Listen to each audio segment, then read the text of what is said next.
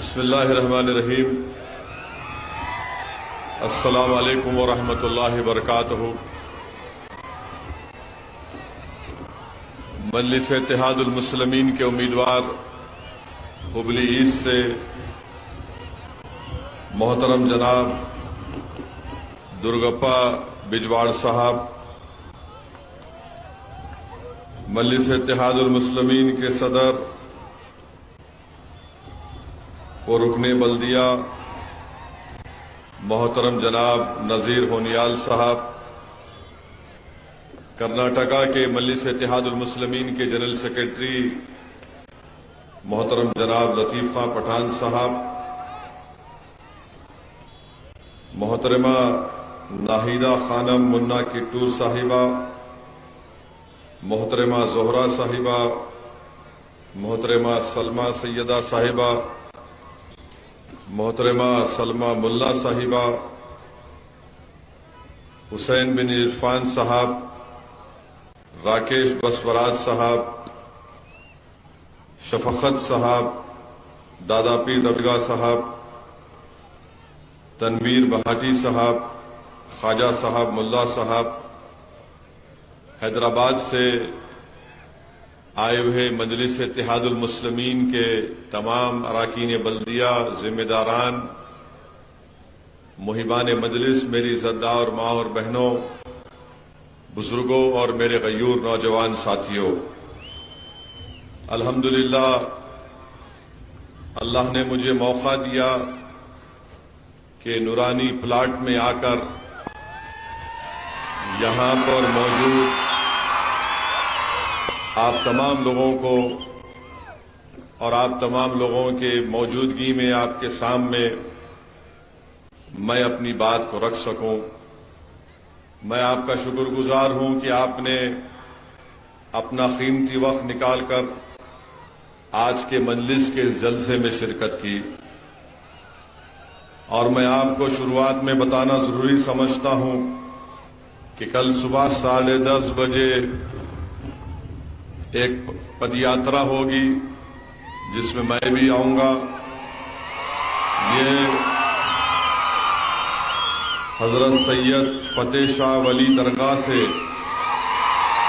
Old Hubli तक ये पदयात्रा की जाएगी और इंशाअल्लाह ताला वहां पर भी आपसे और अवाम से मुलाकात होगी।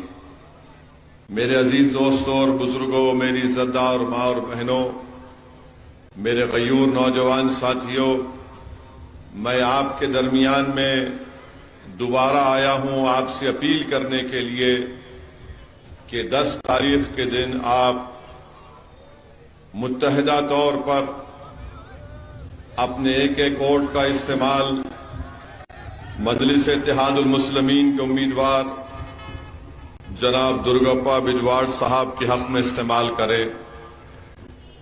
इनका इंतखाबी निशान पतंग है। मेरी आपसे गुजारिश है, अपील है कि आपने ही यहां से मजलिस इत्तेहादुल मुस्लिमीन के कॉरपोरेटर्स को एक तारीखी कामयाबी दिलाई थी। आप ही ने मजलिस के हक में अपने वोट का इस्तेमाल किया था और हुबली में मजलिस का परचम आपने उठाया, आपने मजलिस के परचम को लहराया, आपने मजलिस के सियासी सफर का आगाज अल्लाह ने आपकी दुआओं और आपके वोटों से किया। मैं आपसे दोबारा अपील कर रहा हूं कि हमारा सियासी सफर जारी है, हमारा सियासी सफर आगे बढ़ेगा, हमारी पॉलिटिकल जर्नी आगे बढ़ेगी। और मेरी आपसे गुजारिश है कि जिस तरह आपने मुत्तहिद होकर यहां पर मजलिस के कॉरपोरेटर्स को कामयाब किया, अगर आप 10 तारीख के दिन एक शीशा पिला हुई दीवार की तरह एक हो जाएंगे और अपना एक वोट का सही इस्तेमाल करेंगे मजलिस के पतंग के निशान पर, तो मैं आपसे वादा कर रहा हूं कि इंशाअल्लाह ताला मजलिस के उम्मीदवार दुर्गप्पा बिजवाड़ इंशाअल्लाह ताला यहां से आपका नया एमएलए बनकर कर्नाटका की विधानसभा में जाकर हुबली ईस्ट की जनता, यहां के गरीबों और मजलूमों की आवाज बनेगा। तो मेरी आपसे गुजारिश है कि एक अच्छा फैसला लीजिए और 10 तारीख के दिन तमाम लोग अपने वोट का इस्तेमाल करिए। मैं हमारे नौजवानों से अपील कर रहा हूं कि आप सुबह की नमाज अपने मस्जिद में अदा करिए और नमाज फजर के बाद अल्लाह से दुआ करिए कि अल्लाह आज तो हमारे इत्तेहाद को कामयाब कर दे। अल्लाह से दुआ करिए कि अल्लाह आज उन ताकतों को शिकस्त दे दे जो हमारे वजूद को इस मुल्क से, इस रियासत से मिटाना चाहती हैं। अल्लाह से दुआ करिए कि परवरदिगार हुबली में हमको एक ऐसा एमएलए दीजिए मजलिस का जो तमाम गरीबों और मजलूमों की आवाज बनेगा। अल्लाह से दुआ करिए कि परवरदिगार आज तो हमको हमारे वोट के इस्तेमाल के जरिए से बातिल ताकतों को शिकस्त दे दे, और दुआ करिए कि परवरदिगार आज तो हमारे वोट के जरिए ना सिर्फ हुबली बल्कि पूरे कर्नाटका से शैतानी ताकतों को निस्तो नाबूद कर दे। ये दुआ करके मेरे नौजवानों, आप पोलिंग बूथ को जाएंगे, अपने वोट का इस्तेमाल करेंगे, फिर अपने घर के जिम्मेदारों को आप लेकर जाएंगे, बुजुर्गों को लेकर जाएंगे, अपने घर की इज्जतदार खवातीन को साथ लेकर जाकर उनके वोट का इस्तेमाल करेंगे। अगर आपका एक एक वोट सही इस्तेमाल होगा तो मुझे यकीन है कि इंशाअल्लाह ताला यहां से हमारे उम्मीदवार दुर्गप्पा बिजवाड़ नए एमएलए बनेंगे। और मैं नूरानी प्लाट के इलाके में खड़े होकर हुबली ईस्ट की जनता को एक पैगाम दे रहा हूं, आपसे वादा कर रहा हूं कि जो कुछ थोड़ी बहुत सियासी बसीरत अल्लाह ने अपने फजल और करम से और नबी करीम सल्लल्लाहु अलैहि वसल्लम के सदक़े तुफैल में मुझे दी है, अगर कर्नाटका में कोएलिशन गवर्नमेंट बनेगी और आप दुर्गप्पा बिजवाड़ को अपना एमएलए बनाएंगे, मैं आपसे वादा कर रहा हूं कि हम दुर्गप्पा बिजवाड़ को एक सेक्युलर गवर्नमेंट का मिनिस्टर बनाएंगे इंशाअल्लाह ताला। तो ये सिर्फ दुर्गप्पा बिजवाड़ को एमएलए बनाने की भी के लिए भी कोशिश करना है। एक कोएलिशन गवर्नमेंट बनेगी तो सेक्युलर गवर्नमेंट में दुर्गप्पा बिजवाड़ सेक्युलर गवर्नमेंट का हिस्सा बनेगा और इंशाअल्लाह ताला वो मिनिस्टर बन के नूरानी कॉलोनी में आकर आपके हाथों से मिठाई खाएगा। ये मैं आपसे वादा कर रहा हूं, मगर आपको 50% बल्कि 90% काम आपको करना है। 10% काम मेरा यह है कि मैं इनकी कामयाबी के बाद आकर आपके हाथ से मैं भी एक लड्डू खाऊंगा, इनको भी एक लड्डू खिला दूंगा। तो इस बात को जहन नशीन करिए कि हमको यहां से दुर्गप्पा बिजवाड़ को सिर्फ एमएलए बनाने के लिए मेहनत नहीं करना है, बल्कि मिनिस्टर बनाएंगे इंशाअल्लाह ताला। और अगर कोई ये समझ रहा है कि असदुद्दीन ओवैसी एक नई बात करके जा रहा है, मेरे अजीज दोस्तों और बुजुर्गों, मैं जिंदगी में ऊंचे ख्वाब देखता हूं और मेरा मानना यह है कि इंसान अगर ऊंचा और बड़े ख्वाब को देखता है तो उसको पूरा करने की मेहनत करनी चाहिए। मेरे ख्वाब सिर्फ इतना नहीं है कि मैं यहां से अपने कारपोरेटर को जिता दिया और खामोश हो जाऊंगा। मेरा ख्वाब यह है कि अगर आपके दिलों में मजलिस की मोहब्बत अल्लाह पैदा करेगा और आप मुत्तहिद होंगे और यहां से अपने एमएलए को कामयाब करेंगे, तो हम सिर्फ एमएलए की कामयाबी पर खुशी मनाकर इत्मीनान की सांस नहीं लेंगे, बल्कि कहेंगे कि अब हमारी मंजिल दूसरी भी है।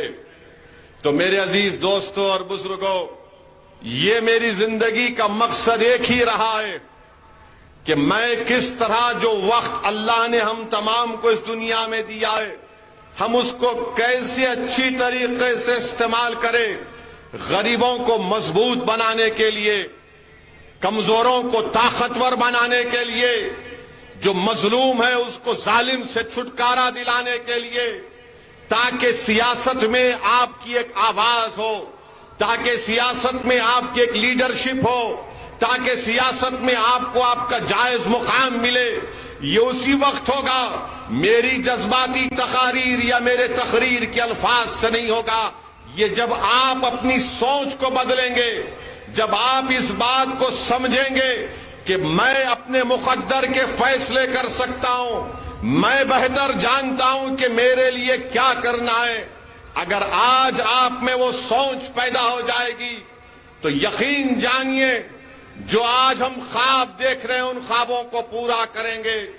और मैं बताना चाह रहा हूं, जो असदुद्दीन ओवैसी पर इल्जाम लगाते हैं, तुम मेरी सियासी जिंदगी को नहीं जानते।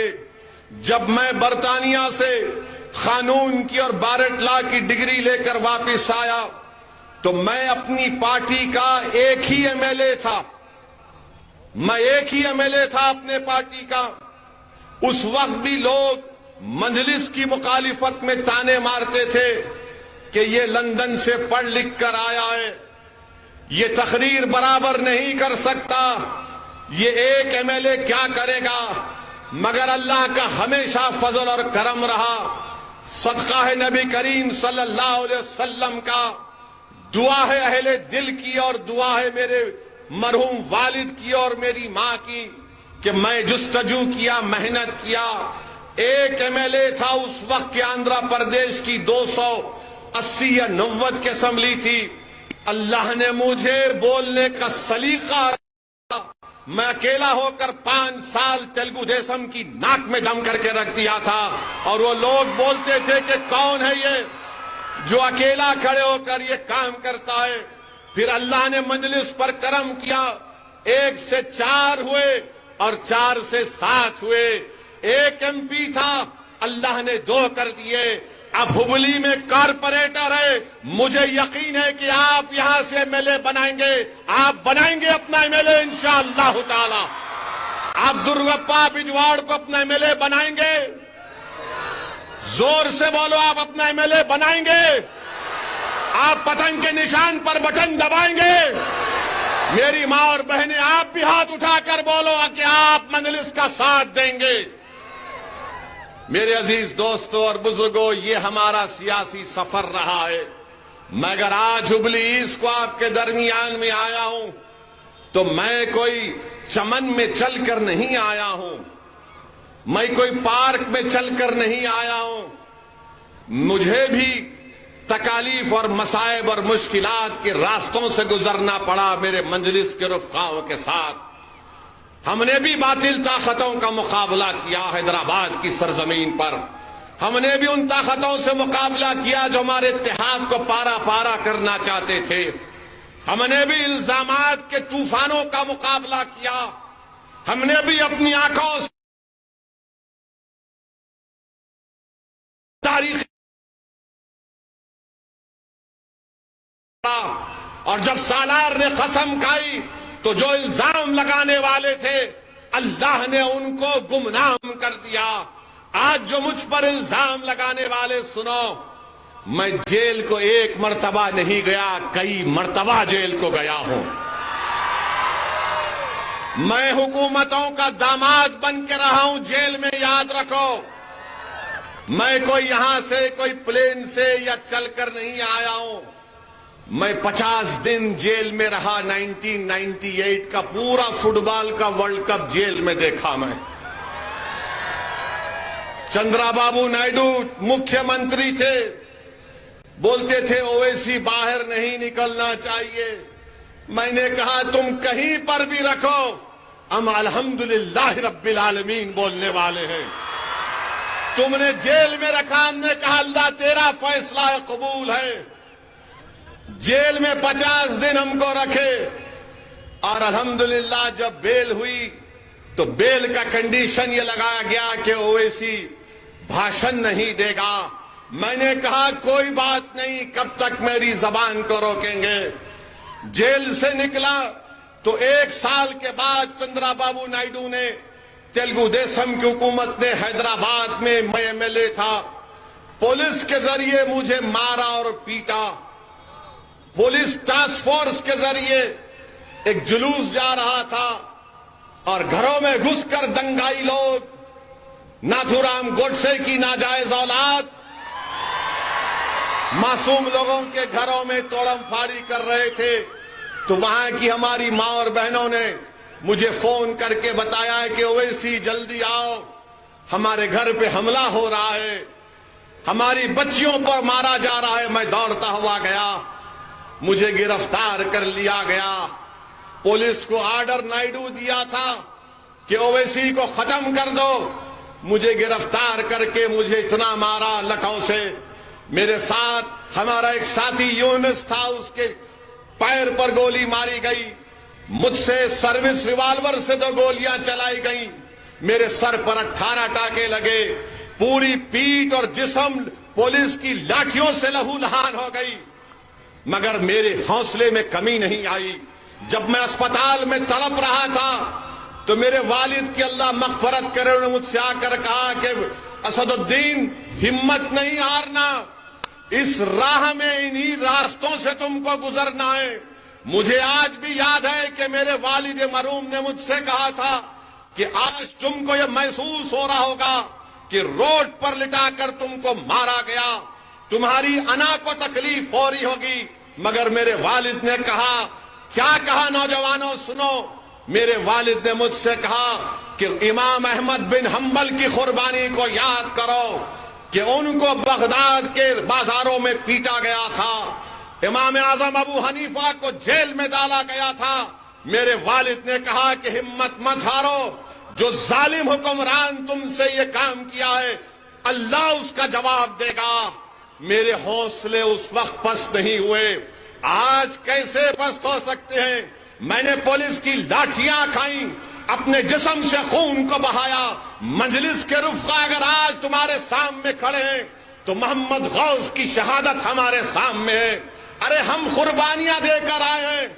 हम इन कांग्रेसियों की तरह एयर कंडीशन कमरों में बैठकर या प्लेन से उतरकर सियासत नहीं करते।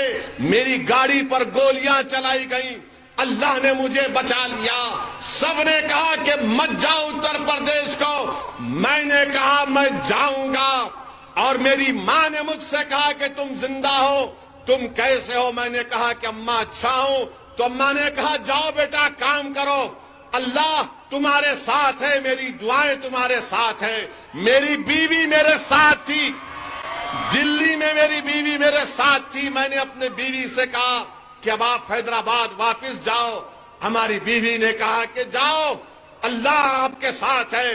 अरे ये हम इस मैदान में आए हैं तो ये तरबियत लेकर आए हैं। मैं यहां पर कोई फूल बरसाने के लिए नहीं आया हूं, मैं यहां पर आया हूं, मेरी बात को सुनो। शायद ये मेरी जिंदगी की आखिरी तकरीर हो जाए, मगर मैं तुमको बता रहा हूं, जब तक हम जिंदा रहेंगे जालिम से मुकाबला करेंगे, जब तक हम जिंदा रहेंगे मजलूमों का साथ देंगे, जब तक अल्लाह हमको जिंदा रखेगा हम कमजोरों का साथ नहीं छोड़ेंगे, चाहे कमजोर किसी मजहब का हो। कमजोर कमजोर होता है। और ये इल्जाम लगाने वाले कांग्रेस पार्टी के लोग ये जोकर हैं और कांग्रेस के नौकर हैं। ये लोग ये कुछ नहीं कर सकते सिवाय इल्जाम लगाने के। मेरे अजीज दोस्तों और बुजुर्गों, मेरी आपसे एक ही अपील है कि आज आपको एक फैसला कर लीजिए कि 10 तारीख को कुछ भी नहीं, सिर्फ पतंग के निशान पर बटन दबाया जाएगा। अरे याद रखो, ये आपकी आवाज है। कर्नाटका की असेंबली का इलेक्शन है और बात किसकी हो रही है? देश के प्रधानमंत्री बात कर रहे हैं, मोदी जी अपने भाषण में बोलते हैं, भाइयों बहनों जब पोलिंग बूथ को जाएंगे वो बजरंग बली बोल के बटन दबाना। तो कांग्रेस के डीके बोले हम मंदिर बनाएंगे और कांग्रेस पार्टी भूल गई। इलेक्शन से पहले कांग्रेस के ये चमचे, ये जो कांग्रेस के गुलाम हैं, जो अपना जमीर बेच चुके हैं, ये कांग्रेस के चमचे, ये गुलाम बोल रहे थे, कूद कूद कर बोल रहे थे बजरंग दल पे बैन हो जाएगा। मैं आपको याद होगा, मैंने यही हुबली में आज से 5 दिन पहले कहा था ये कांग्रेस धोखा देगी, और क्या हुआ? यही हुबली के षटकर साहब जो बीजेपी में थे, बीजेपी के चीफ मिनिस्टर थे, आरएसएस की चड्डी पहन के लट फिर आए, फिर पैंट भी पहने, फिर बीजेपी के सीएम बने। जब बीजेपी को छोड़ के कांग्रेस में आए तो उन्होंने भी कल कह दिया बजरंग दल पे बैन नहीं लग सकता। अब बताओ कौन आपके जज्बात से खेल रहा था? क्या असदुद्दीन ओवैसी ने सच नहीं कहा था कि कांग्रेस झूठी है, झूठ बोलेगी वोट लेने के लिए? आज षटकर साहब कह रहे हैं बैन नहीं कर सकते। अच्छा चलो तुम बैन नहीं कर सकते ना, तुम तो झूठे साबित हुए हो। वीरप्पा मौली बोल दिए कि हमारे अख्तियार में नहीं है। जब तुम बैन नहीं कर सकते तो एक बात बोल दो कि अगर तुम पावर में आओगे तो तुम हुबली में जो मस्जिद को शहीद किया गया था उसको दोबारा बनाएंगे। बोलोगे कांग्रेसियों? खुल के बोलना, खुल के बोलना, कान में खुसखुस नहीं करना बुज़दिलों की जैसा। अब मैं आज बोल रहा हूं, कल से फोन शुरू हो जाएगा, इनके चमचे आके कुछ करेंगे कान में। ए ओवैसी बोलता हम करते ना, चुनाव हो जाए रे खुल के बोलो। जैसा मैं कह रहा हूं तुम्हारे अख्तियार में है, उस दोबारा मस्जिद को बनाओ, उस रोड वाइडनिंग के प्लान को कैंसिल करो। तुम कानूनी तौर पर तुम कर सकते। तुम एक 300 साल की पुरानी अहले बैत की दरगाह को तुमने सादात की दरगाह को शहीद कर दिया, मगर डीके उस पर कुछ नहीं बोलेंगे। मंदिर बनाएंगे, मस्जिद नहीं बनाएंगे, दरगाह को नहीं बनाएंगे, तो क्या है आपकी अहमियत और कीमत? बताओ मुझे, क्या कीमत है आपकी? बताओ। आज कर्नाटका का चुनाव हो रहा है, हुबली का चुनाव हो रहा है, कांग्रेस बड़े बड़े लीडरों को ला रही है, जुम्मे की नमाज पढ़ा रही है, नमाज भी पढ़ लिए। अगर मैं नहीं आता तो नमाज भी नहीं पढ़ते मस्जिद को आके। चलो मेरी वजह से तुम आ गए, आए तो क्या बोले? आए तो क्या बोले? कुछ नहीं बोले, खाली वोट दे दो। कांग्रेस के लोगों बताओ, आज कर्नाटका का चुनाव है, हिजाब पे बात नहीं होगी। हम हिजाब पे बात किए, गोश्त की दुकानें बंद कर दी बीजेपी, कुरैश बरादरी के लोग बर्बाद हो गए, उस पे बात नहीं करते। जब मैं हुबली में अपनी तकरीर में बात को किया तो मुझे कई लोग फोन किए, बोले क्या बोल रहे हो इसी साहब? मैंने क्यों, आपको पेट में क्यों दर्द हो रहा? बोले नहीं आप हिजाब की बात किए। मैंने कहा मैंने हिजाब की बात की, क्यों नहीं करूंगा? अंबेडकर के बनाए हुए संविधान में आर्टिकल 29, याद रखो क्या है आर्टिकल 29। अगर कोई आरएसएस का आदमी बोला है हिजाब, बोले 29 आर्टिकल राइट टू कल्चर। कोई कांग्रेसी बोला तो बोला बैठ आर्टिकल 29। मैं आर्टिकल 29 की बात कर रहा हूं, राइट टू कल्चर। मेरे को बोले क्यों उठाती है बात को? मैं क्यों नहीं उठाऊं? अब क्या मैं तुम्हारे से पूछ के तकरीर करूं? तुम मेरे को लिख के देंगे क्या बोलना? मैंने कहा तुम आके मेरी भाषण को सुनो, शायद तुम्हारी जबान भी सच्चाई को बोलना शुरू कर देगी इंशाअल्लाह। आप बताइए, हिजाब के ऊपर कोई बात नहीं कर रहे। नहीं, हिजाब पे बात करे तो बीजेपी को फायदा हो जाता, ये कांग्रेस के लोग बोल रहे हैं। अरे बीजेपी को फायदा, कर्नाटका में 2019 के लोकसभा के चुनाव में पूरे सीट, एक सीट को छोड़ के बीजेपी जीत गई। तो क्या जब हिजाब का मुद्दा था? नहीं था। कैसा जीती? इस पर कोई नहीं जवाब देते।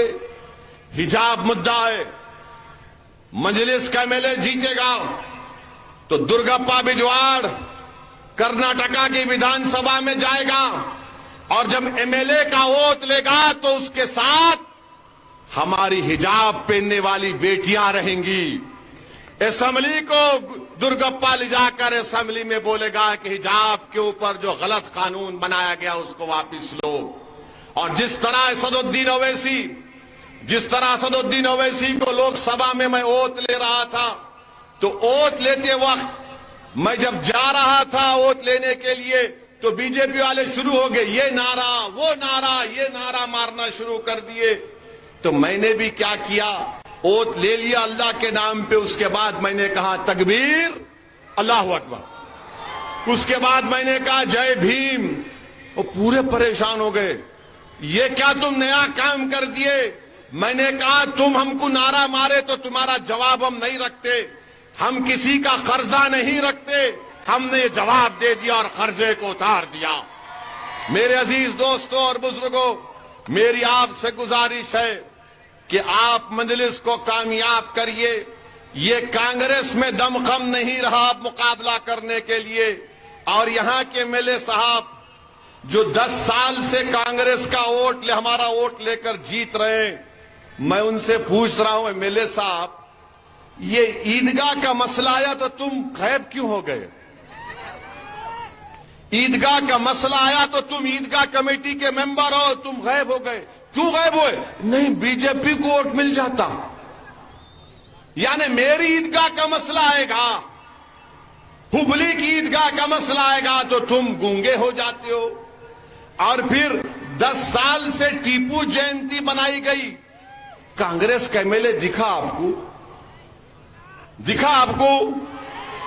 दिखना चाहिए आपको आपके एमएलए टीपू जयंती में, दिखना चाहिए एमएलए टीपू जयंती में, दिखना चाहिए ना। दुर्गप्पा आएगा, एमएलए बने तो आएगा। दुर्गप्पा आप आएंगे टीपू जयंती में? आना दुर्गप्पा, उन्हें कांग्रेस का डर के नहीं आया, तुम टीपू की तरह जाना, बेखौफ होकर जाना इंशाअल्लाह। ये आपके एमएलए साहब। फिर अच्छा एमएलए साहब, आपके भाई का भी किस्सा है, मंजूस हाउस का। एमएलए साहब, ये क्या किस्सा है? ये क्या किस्सा है इस बच्ची की सुसाइड का? इस पर कुछ बोलो एमएलए साहब। हमारा वोट तो ले रहे हैं, ना ईदगाह के मसले में बोलते, ना टीपू जयंती के मसले में बोलते, ना मस्जिद और दरगाह को शहीद कर दिया गया कांग्रेस के एमएलए, बिल्कुल मुंह बंद। और उसके बाद ओल्ड हुबली में गड़बड़ हुई, कुछ नहीं।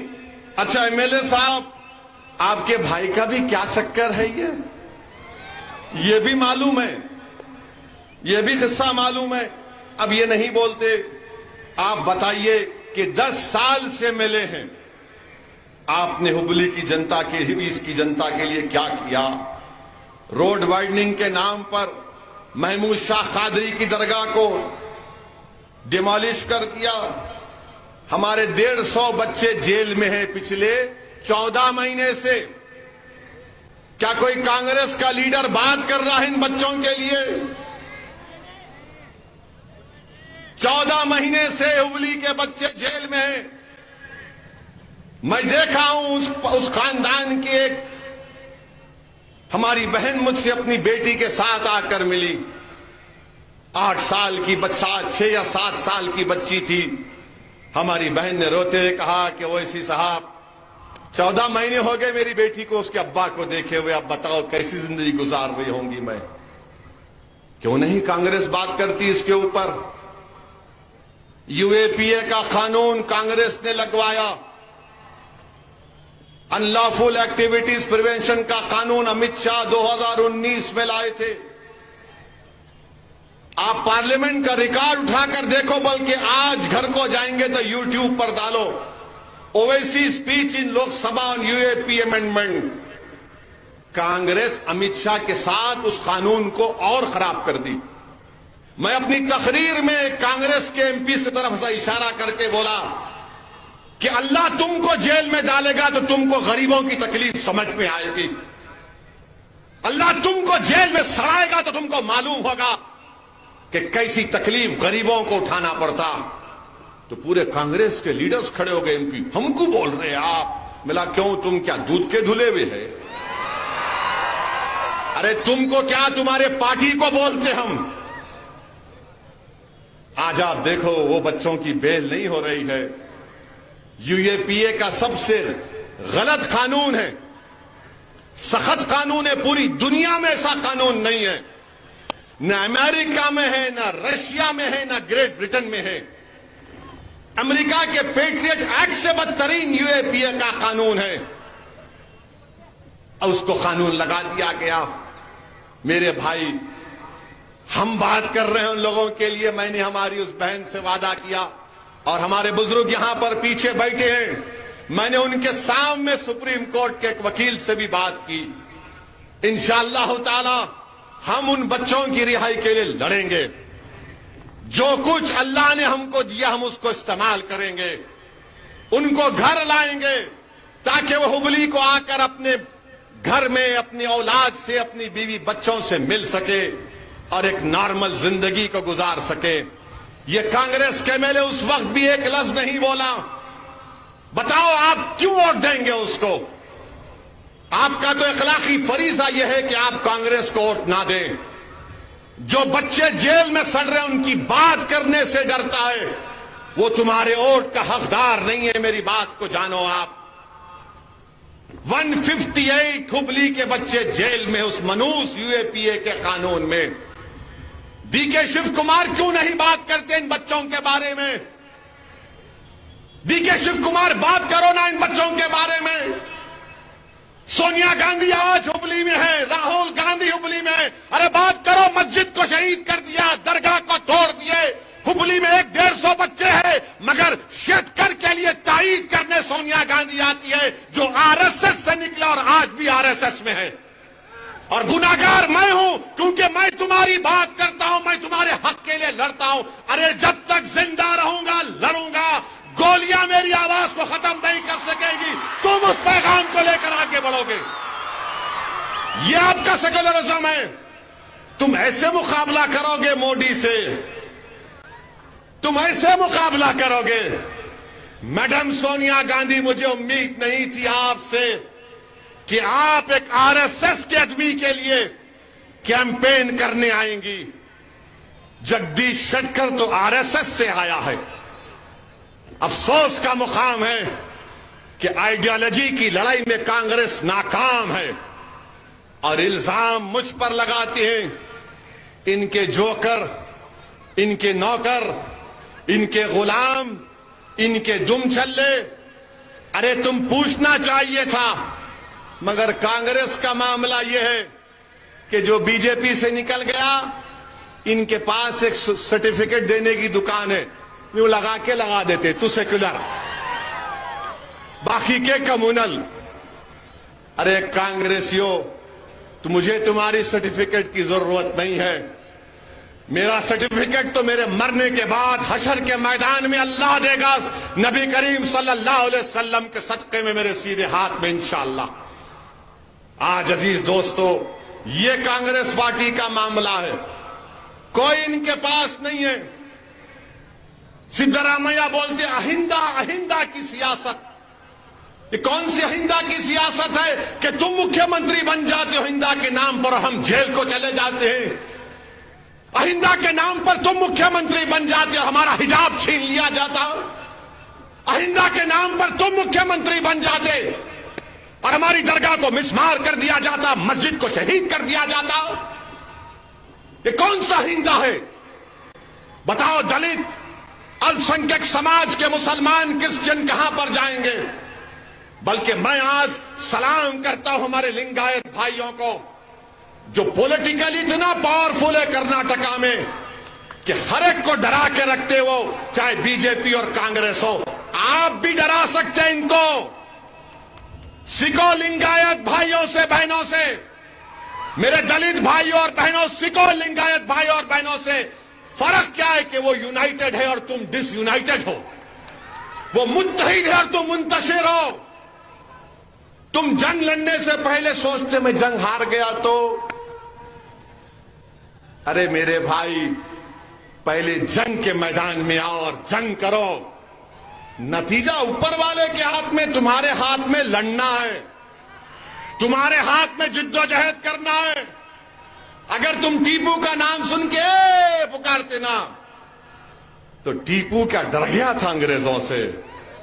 टीपू को मालूम था कि मौत मेरे सामने है, मगर टीपू ने कहा कि बुज़दिलों की जिंदगी नहीं गुजारूंगा, भारत को आजाद कराऊंगा अंग्रेजों से, और मौत को अपने गले लगा लिया ताकि तुमको पैगाम दिया जाए कि दुश्मन ताकतवर है तो मौत के डर से पीछे मत हटो, हक के लिए साथ आगे बढ़ो, कमजोरों के लिए लड़ो, मजलूमों के लिए लड़ो, अपने लिए लड़ो एक मर्तबा।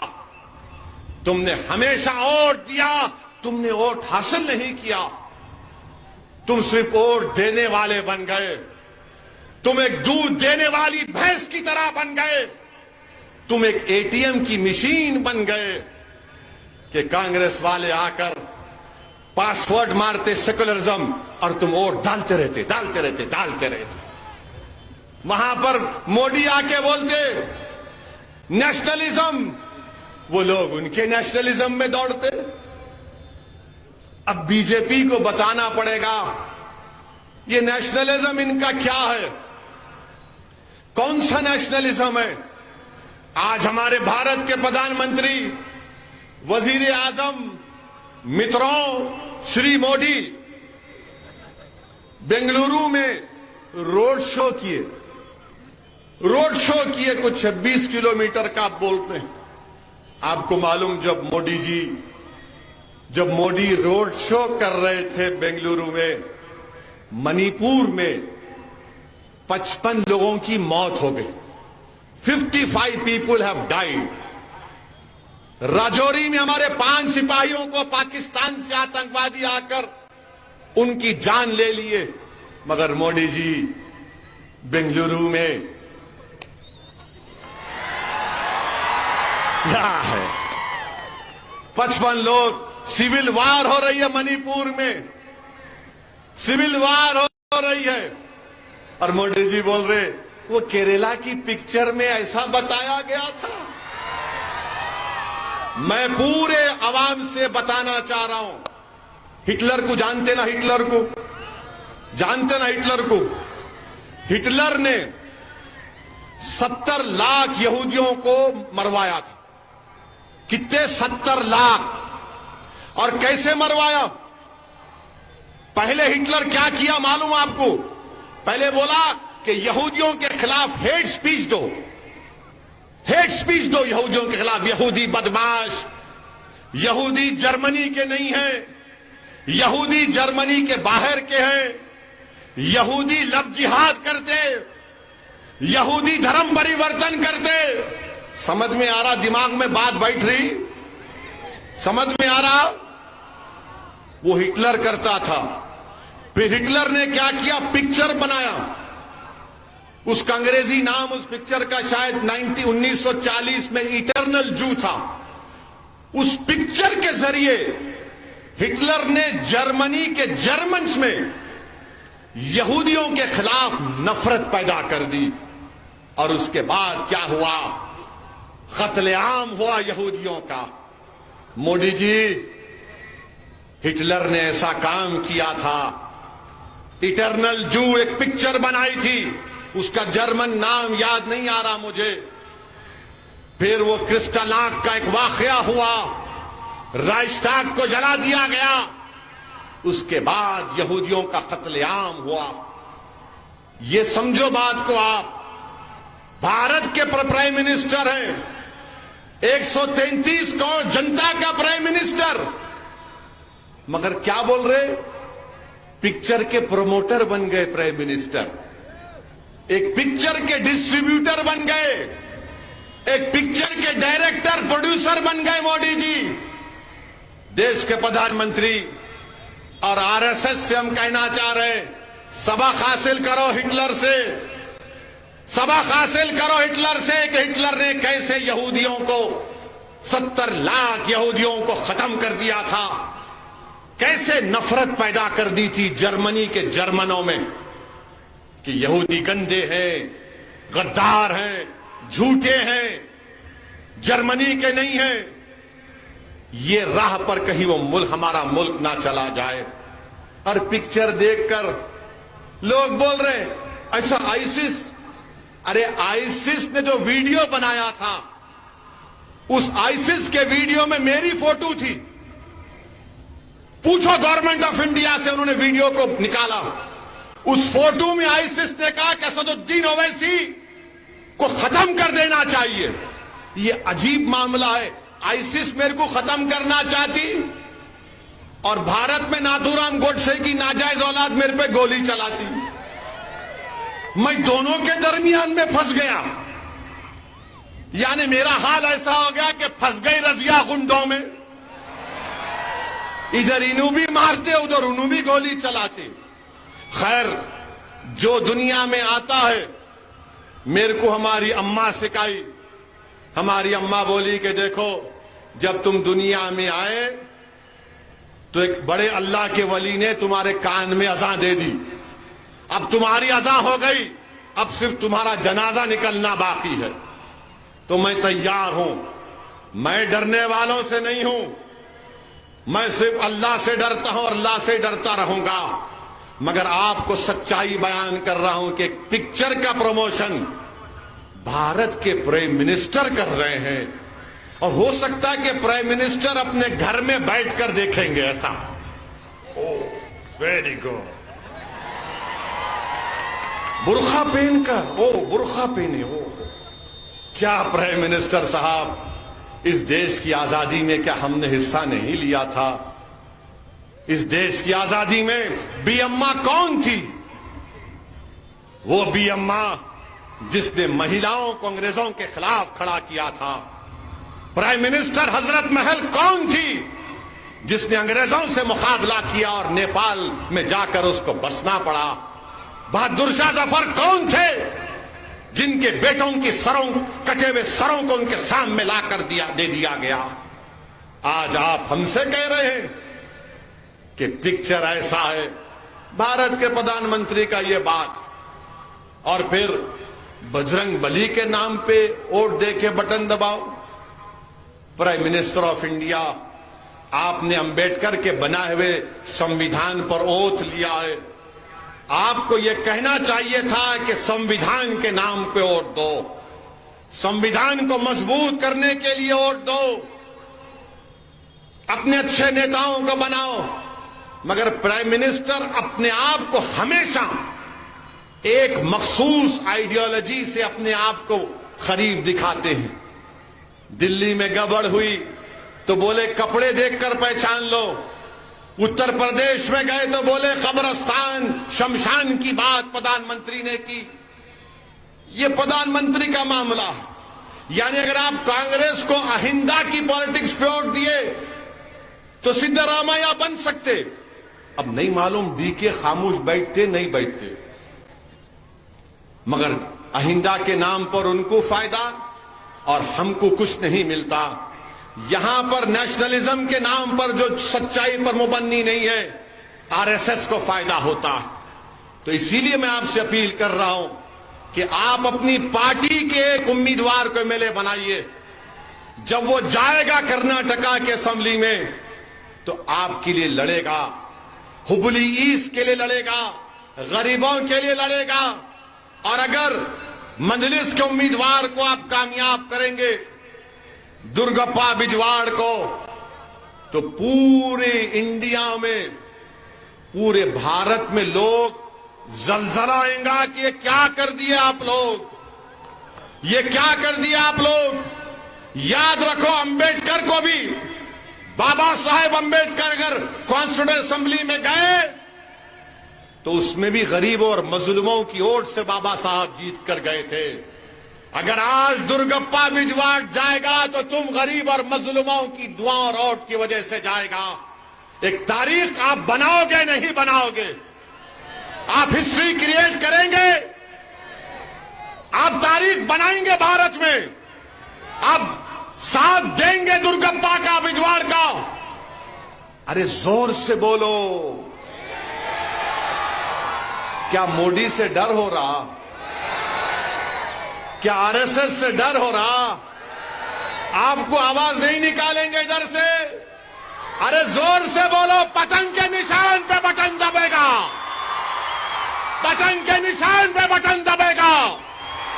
पूरे हुबली के आसमानों पर कुछ नजर नहीं आएगा, सिवाय आसमानों पर पतंग पतंग पतंग नजर आएगा। आप लोग कामयाब करना आपकी जिम्मेदारी है। मैं आपसे वादा कर रहा हूं, वो भी करेंगे ऐसा, ये मगर आपको करना है। कहीं 10 तारीख के दिन सो रहे, कहीं 10 तारीख के दिन अबे 11 बजे जाएंगे, नहीं भाई, सुबह में उठना, सुबह सुबह उठना, सीधा पोलिंग बूथ को जाना, नमाज पढ़ लेके लाइन में खड़े रहना, और पोलिंग बूथ को जाके फोटो लेके मेरे को टैग करो, असद भाई पतंग करेंगे, आप करेंगे। एक वोट डाल दो, अंदर न खोलो वोट, अंदर फोटो नहीं लेना, वोट डाल के आके निशान दिखा के बस फोटो, पूरा फोटो, ऐसा फोटो लो कि कांग्रेस वाले समझ में नहीं आना उन लोगों को। और बीजेपी ये समझ रही है, बीजेपी बहुत ज्यादा सोच रही है। आज आप देख लो, कर्नाटका में बीजेपी गवर्नमेंट नहीं बनाएगी इंशाअल्लाह। मोदी जी आप कितना भी फिर लो, आप क्या क्या करते कर लो, कुछ नहीं होने वाला है, क्योंकि करप्शन चिपक चुका आपको। 40% क्या क्या करप्शन है, यानी ये इतना खाए ये लोग कि कुछ बचा ही नहीं। अने कोई खाया तो बोलता नहीं भाई थोड़ी बिरयानी रख देंगे, दूसरे लोगों को खाने दो। इन्हों तो क्या किए, पूरा भगोना उठा के भाग गए, पूरा बर्तन उठा के भाग गए। अरे बिरयानी खा लिया, वो मीठा तो छोड़ना था, मीठा भी लेके भाग गए, कुछ भी नहीं बचा। अब क्या बोल रहे, हम नहीं खाए, हम नहीं खाए। अरे तुम क्या बोलना तुम लोगों को, तुम बचा ही नहीं कुछ। अब कांग्रेस को फिक्र ये है, इन्हों बगोना लेके भाग गए, अपन क्या खाएंगे।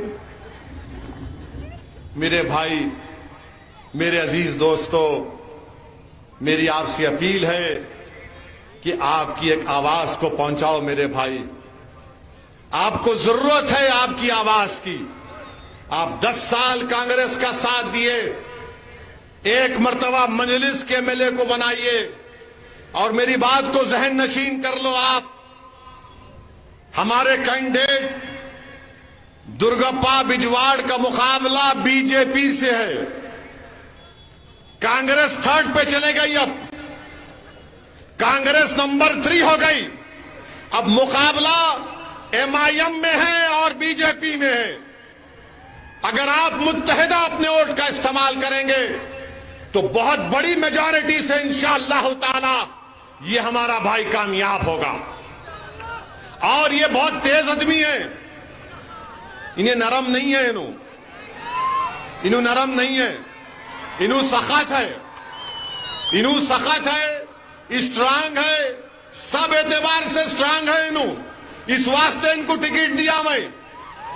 तो क्या होता, कोई जीत भी गया तो अमो अमो वो ऐसा है। मैं इनको पहले बोला, भाई साहब तैयार है ना? बोले हर एतबार से। साहब तुम कैसा बोलते कर तो मैं बोला दुर्गप्पा साहब ज्यादा नको करो, खाली जीतो, जीतने के बाद ये गरीबों के भरोसे को शर्मिंदा होने मत दो। और जब ये कामयाब हो जाएंगे, मैं जिम्मेदारी ले रहा हूं आपकी इंशाअल्लाह ताला। मैं कम से कम 2 महीने में एक मर्तबा यहां पर आऊंगा, नूरानी कॉलोनी को आऊंगा, यहीं बैठेंगे हम और दुर्गप्पा साहब के साथ बिठा के उनको पूछेंगे, भाई ये गरीबों का कितना काम हुआ, क्या क्या पानी का मसला हल हुआ, दिन में रोज पानी आ रहा नहीं आ रहा, ये सब होगा इंशाअल्लाह ताला। मगर शर्त यह है कि आपको अपना एक एक वोट पतंग के निशान पर देना है। यहां पर मुकाबला बीजेपी से है, यहां पर मुकाबला कमजोरों का ताकतवर से है। और मेरी जिंदगी का मकसद ये है कि कमजोरों को ताकतवर बनाया जाए, जो आखिरी लाइन में है उनको सामने की लाइन पर लाया जाए। मुकद्दर के फैसले हम करेंगे, अहिंदा के नाम पर सिद्धारामैया या फिर डीके नहीं सेकुलरिज्म के नाम पर नहीं करेंगे। आपकी आवाज होना चाहिए। मेरे भाई, भारत की पार्लियामेंट में 540 लोकसभा के एमपी हैं। लोग बोलेंगे आपसे कि दुर्गप्पा बिजवाड़ जीत जाएगा तो एक आदमी या 2 आदमी क्या करेगा। तो मैं आपको बता रहा हूं, एक आदमी क्या कर सकता है, 2 आदमी क्या कर सकते हैं। भारत की पार्लियामेंट में 540 एमपी हैं। अगर मैं और इम्तियाज जलील 5 मिनट के लिए तकरीर स्पीच देते तो बीजेपी के 300 एमपी खड़े होकर बोलते बैठ बैठ बैठ बैठ, और हम अपनी बात करते रहते, उनकी परवाह नहीं करते, उनको हिला के रख देते। ट्रिपल तलाक का मसला आया, कांग्रेस बीजेपी ने देख लिया कि कौन दीवाना खड़ा होकर 5 मिनट में धज्जियां उड़ा दिया ट्रिपल तलाक के कानून की। CAA का कानून लाया मोदी ने, तो मैंने बीजेपी के 300 एमपीओं के सामने खड़ा, मोदी मैं इस काले कानून को नहीं मानता, उसको फाड़ के फेंक दिया। ये मिजाज पैदा करना पड़ेगा। तुम जब तक आवाज नहीं उठाओगे कोई तुम्हारी सुनने वाला नहीं है। जब बच्चा रोता ना तो तभी अम्मा दूध पिलाती, बच्चा रोए तो अम्मा दूध पिलाती ना। मैं तुमको रोने के लिए नहीं कह रहा हूं, नूरानी कॉलोनी के लोगों, मैं तुमको रोने के लिए नहीं कह रहा हूं। जिसने तुमको 10 साल रुलाया, तुम 10 तारीख को उसको 10,000 मर्तबा रुलाओ। मैं तुमको रोने को नहीं कह रहा, मैं तुमसे कह रहा हूं कि मुस्कुराओ, मुतमईन होकर वोट डालो मजलिस को, ताकि कर्नाटका की विधानसभा में एक आवाज पहुंचे कि कमजोरों ने मिलकर ताकतवरों को हराया, मजलूमों ने मिलकर जालिम की ताकत को मिसमार कर दिया। क्या 10 तारीख के दिन पतंग के निशान पर बटन दबेगा? बटन दबेगा, पतंग पर बटन दबेगा। तो लगाओ मेरे साथ नारा, MIM पार्टी जिंदाबाद। अस्सलाम वालेकुम व रहमतुल्लाहि व बरकातुहू।